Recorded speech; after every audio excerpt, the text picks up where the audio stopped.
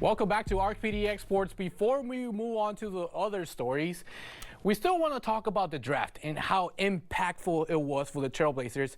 It was a crazy afternoon at the Rose Quarter, and I can't even imagine how it was at the practice facility for the Blazers. So to talk about more about the draft and what's going on today, we got my good old friend Casey Holdahl.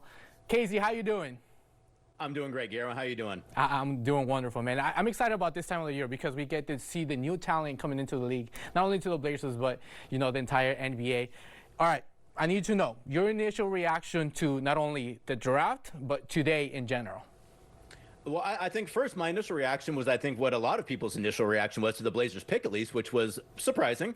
You know, he had come through Portland for a workout, so, you know, it's not exactly like it was a complete shock because the Blazers have typically been a team that does draft players that they have work out, and they only had probably a couple workouts where they had first round guys, and a lot of them more kind of second round guys and undrafted guys. So, you know, from the pool of players that you would assume the Blazers would be looking at, you know, from that regard, you know, Yang was there. So like you in that sense, like it's maybe not incredibly surprising they took him because he did come for a workout. Mm-hmm. What is surprising, though, is that no one had him going in the first round, basically, on any of the mock drafts, which I think says more about kind of the nature of intel in the NBA than it does necessarily Jan's quality as a player. You know, if no one knows what you're doing at the draft, you've done a great job. So, you know, shout out to Joe Cronin and his staff for getting that done.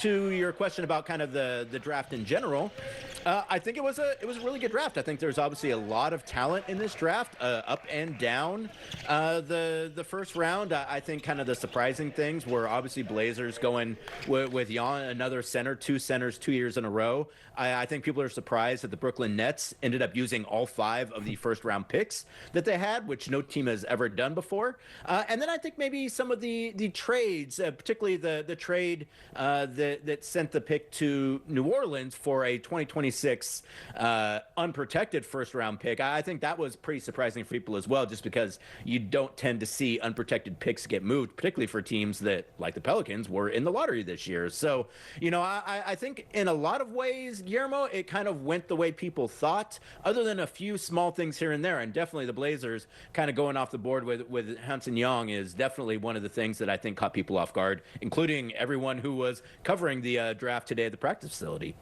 Yeah, honestly, looking at my list right now, I had Igor Demon from BYU going to the Blazers. He worked out with the Blazers as well. Was he one of the primary targets, and is that why they moved down? Or what really happened for them to actually trade their pick all the way to 16th now? Well, so first off, Igor Demon did end up going for the Blazers pick. He actually went a little higher than I think people thought he was going to. You know, I think it's possible that they would have gone that route, but I think, Guillermo, the main takeaway here is that they targeted Yang from a couple years ago, and I don't think it mattered pretty much what else was on the board when they were picking, unless, you know, if Ace Bailey had fallen all the way to 11, or if one of the guys that went maybe top 5 falls down to 11, maybe at that point in time they make a value pick just based off of, well, this guy is undervalued, so we should take him. But at least in terms of their own decision-making process, I mean, that was completely, they got the guy they wanted to get. And to your point, they did move down because they did figure, and rightfully so, that they could pick up some assets while also still getting the player that they had already targeted. But generally, I think that they went into this draft figuring that if nothing else, if they couldn't have executed a trade, I think they would have taken Yang at 11 if it would have come to that, because that was the guy they really liked. And, you know, it's always that you always want to try to get value in a draft. And when there's a player that you have higher on your board than other teams have on their board, you do want to maybe try to extract some value there. Joe Cronin mentioned a couple times during his post-draft press conference that you don't want to overdraft, meaning that you don't want to necessarily take a guy way earlier than he's projected to go.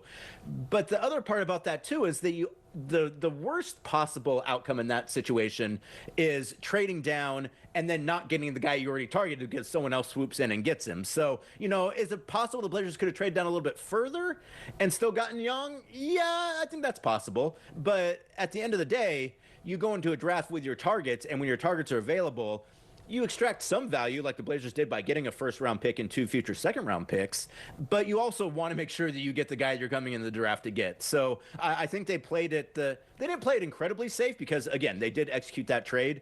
You know, it's always possible another team could have figured out what Portland was doing and maybe tried to swoop in and take Yang for themselves. But they decided that, you know, at 16, that seemed like a good spot for them to go. A good spot for them to take that player and feeling good about the assets they got while also feeling really good about the player they got as well. So, you know, I think it played out about as well as it could have for the Trailblazers, at least in terms of what their goal was. And now we'll see once Hansen gets here, how he's able to integrate into this team, because it is expected. Joe Cronin has stated that he does expect that Yang is going to play for the Trailblazers this year. He's not going to stay in China. He's not going to go to Europe. He's going to be a Portland Trailblazer this year. Love that. Love to hear that. I'm excited to see this guy. We're running out of time, but I do have one more question, so I'm sorry. We just heard Joe Cronin say that he will figure out over time the situation on the 5 centers and see what happens. In your honest opinion, I know I said my chips are trading of 2 of the centers that we currently have. In your honest opinion, what do you think is going to happen this offseason?